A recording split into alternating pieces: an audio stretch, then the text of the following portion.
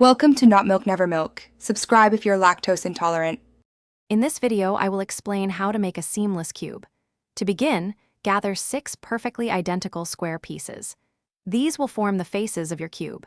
Precision is key here, as any slight variation will disrupt the seamless effect.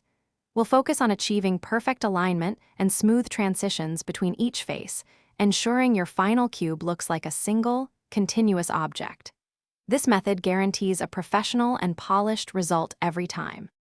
Now, let's prepare our cube's faces. Using a precise cutting tool, create 6 squares. For example, each side could measure 10 centimeters. It's crucial that every square is exactly the same size. After cutting, carefully sand or file all edges.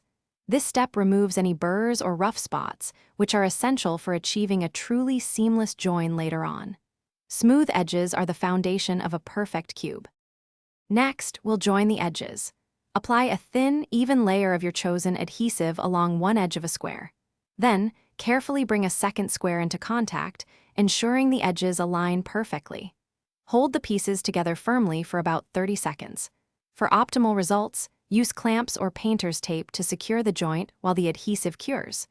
Repeat this process for all 6 faces, building the cube one edge at a time.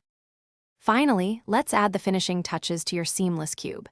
Inspect all joints for any minuscule gaps. If found, fill them with a small amount of wood filler or appropriate material. Once dry, gently sand the entire cube with fine grit sandpaper, ensuring a perfectly smooth and uniform surface. A final coat of paint or sealant will protect your cube and enhance its seamless appearance, making it truly impressive. Thanks for watching. If this was helpful, leave a like and consider subscribing. See you next time.